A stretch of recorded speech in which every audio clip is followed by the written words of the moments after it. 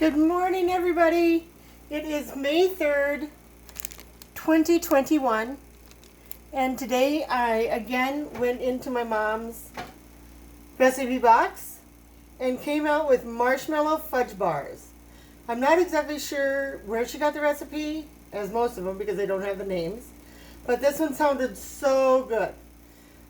So to make the bars themselves, you're going to cream together a half a cup of shortening and 3/4 of a cup of sugar. So that's what I'm going to do first. Here is 3/4 of a cup of sugar. And then I have a half a cup of butter. And let me get some.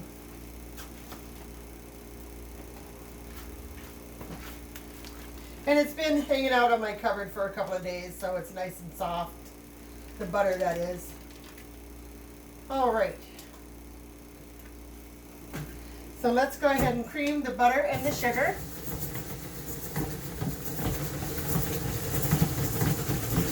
And then to that, once that is creamed, you're going to add 2 eggs. In this recipe, it does not say that they have to be beaten ahead of time, so we're just going to crack them in.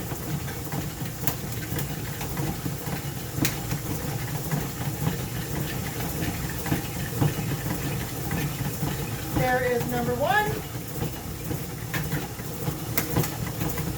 And I really like having a garbage disposal. And now I've beaten it to where it's a nice consistency. And then I have 3/4 of a cup of flour, 1/4 of a teaspoon of salt, and 1/4 teaspoon of baking powder, and that I've added together. And I have 2 tablespoons of cocoa. So we'll add all of those together. And I do like to add them together instead of separately, just so it all gets mixed in with the flour. Now I'm going to add the flour into my sugar and butter and eggs mixture. And it calls to grease a 9x9 pan. So it really doesn't make a lot, but it's going to make just enough. And that's just about it. And then I have a teaspoon of vanilla.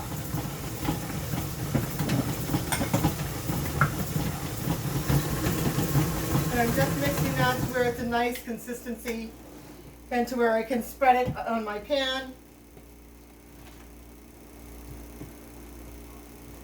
I hope everybody had a good weekend. I know I did. It was nice and quiet because that is what I wanted, because I am having, unfortunately, a slight breathing problem, and I'm not exactly sure what it is from, whether it was my bout of COVID in November or if it was from the Moderna shot, or exactly what is going on. I'm almost thinking that it could be because the change of season, but I am certainly glad that I have my inhaler that I can take every once in a while, and that's what I did today, so I could make my video for you. See, it's just a nice consistency,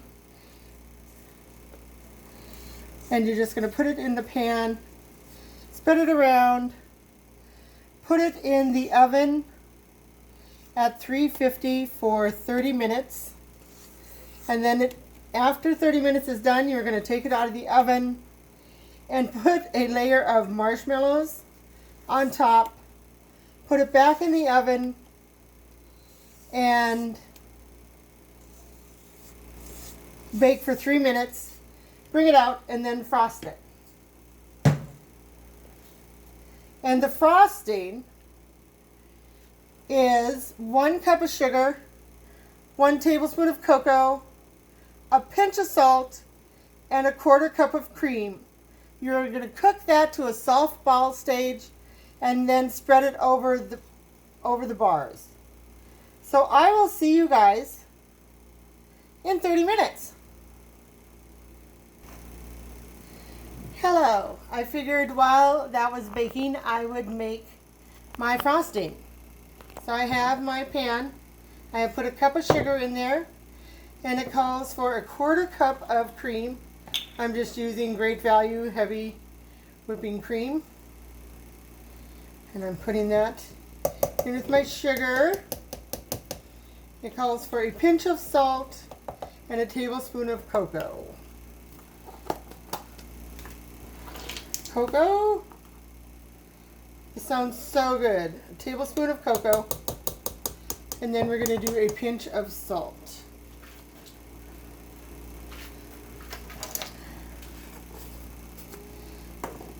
Oh, hello. It's Gina's baking time. Yeah, I know I didn't say that in the first part. But y'all know if I'm here, that's what it is. Okay, I am going to put this on the stove.